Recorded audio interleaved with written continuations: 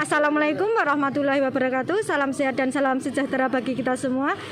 Ya, kita kembali lagi di liputan ya. Kalau ini tidak podcast tapi liputan Kesmoda Kesehatan Mohidan. Nah, ini kita berada di Pustu Sumber-Agung. Apa sih Pustu itu? Nah, Pustu itu puskesmas pembantu di wilayah Kelurahan Sumber-Agung. Nah, ini baru vaksinasi lansia kayak gitu. Nah, ini vaksin lansianya untuk pertama kali dari Kelurahan Sumberhayu kayak gitu. Nah, ini kondisi wilayah, kondisi saat vaksin ya. Jadi ini banyak lansia kayak gitu. Nah, untuk saat ini kita akan menemui Ibu PJ vaksinasi lansia, yaitu Ibu Eni Darmiyato.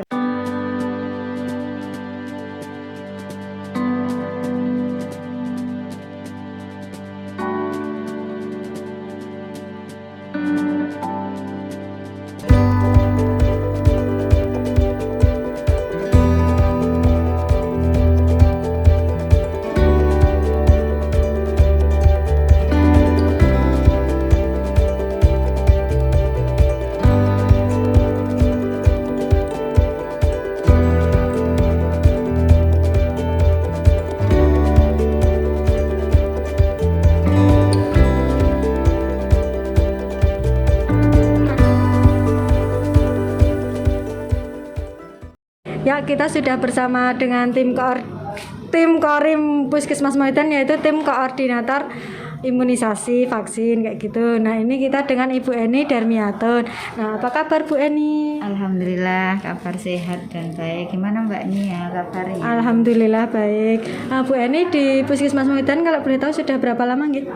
30 tahun. Wow, sudah lama juga ternyata, sudah 30 tahun. Kalau jadi tim korimnya itu sudah berapa tahun, apa dari awal atau di pertengahan kayak gitu Bu? 10 tahun. Sudah lama juga ya, juga 10 tahun, 20 tahun jadi bidan, 10 tahun juga korim. Nah, ini kan lagi gembar-gembarnya vaksin ya Bu, kayak gitu. Nah, vaksin itu apa sih kalau boleh tahu? Vaksin adalah produk biologi yang berisi antigen yang bila diberikan kepada seseorang itu akan menimbulkan kekebalan yang spesifik. Artinya itu khas, entah itu vaksinnya jenis apa gitu. Jadi itu penyakitnya sesuai dengan vaksin yang diberikan, sehingga dia itu akan kebal terhadap penyakit yang sesuai dengan vaksin yang diberikan tadi. Misalkan vaksin BCG, ya dia akan kebal terhadap penyakit TBC. Kalau yang sekarang vaksin COVID, yaitu akan kebal terhadap penyakit COVID-19. Oh, kalau untuk vaksin COVID ini di sini menggunakan jenis apa aja nih Bu? Kalau yang di sini dari awal sampai sekarang kita pakainya Sinovac, itu produk dari Bio Farma. Kalau ada juga kabar yang untuk mendatang kita juga pakai yang jenis AstraZeneca ya, AstraZeneca itu, tapi kita di Sleman ini belum mendapatkan. Kalau untuk vaksin Sinovac itu apa aja sih yang bikin kita kebal kayak gitu, atau ada biar kan kalau di dalam vaksin kan ada bahannya ya. Kalau untuk vaksin ini apa aja? Kalau vaksin Sinovac ini kita ambil inaktif vaksin ya, seperti polio. Jadi ini jadi vaksin yang sudah dilemahkan, kuman yang sudah dilemahkan, akhirnya dikemas menjadi vaksin. Nah, itu nanti dimasukkan secara suntikan. Kalau seperti dulu kalau polio itu tetes ya, kalau sekarang sudah menjadi suntikan seperti itu, inaktif vaksin gitu, sama dengan Sinovac ini. Kalau di Puskesmas Mohidan sendiri kan untuk saat ini vaksin lansia nggih. Nah, udah siapa saja ya sih yang divaksin di daerah Kapanewon Mohidan dan atau wilayah Puskesmas Mohidan kayak gitu? Maksudnya sebelum lansia ini ya? Nah, sebelum lansia. Sasaran awal itu adalah tenaga kesehatan, karena tenaga kesehatan adalah maksudnya dia yang memberikan pelayanan secara umum. Jadi dia itu baris depan itu harus diberikan kekebalan terlebih dahulu. Jadi awalnya itu dari tenaga kesehatan dulu, setelah selesai tenaga kesehatan baru ASN ya, dan pelayanan publik yang lain. Kemudian kita sekarang menginjak ke lansia. Di ASN tadi juga termasuk di situ ada tenaga pendidik, tenaga pelaku ekonomi, dan tenaga kesehatan, tenaga pelayanan publik yang lain bisa diberikan. Kalau untuk menjaring pendataan vaksin lansia ini gimana sih Bu? Kan kalau publik, kalau ASN kayak gitu kan masih muda-muda nggih, masih bisa didaftarkan. Nah kalau untuk penjaringan yang lansia itu bagaimana? Kan rata-rata pada nggak punya HP kayak gitu. Nah itu gimana? Oh ya, awalnya memang kalau lansia itu diserahkan ke rumah sakit ya, waktu itu kita buka daftar vaksin lansia khusus, ada linknya. Diharapkan putrane atau pokoknya sanak saudaranya yang mendaftarkan. Tapi ternyata cakupannya tidak sesuai dengan yang kita harapkan. Akhirnya di bulan April ini, pertengahan bulan April itu ada kebijakan dari Dinas Kesehatan untuk lansia itu dilayani di puskesmas. Kemudian diminta untuk awalnya pendataan dulu. Jadi pendataan kalau di tempat kita serahkan ke desa masing-masing. Bidan desa mengkoordinir melalui kader kesehatan. Jadi kader yang memberikan data berapa nama-nama lansia, kemudian jumlahnya berapa, itu dikirimkan ke bidan desa mengirimkan kepada koordinator lansia. Kemudian data itu masuk ke dinas kesehatan dalam rangka proses untuk permintaan vaksin.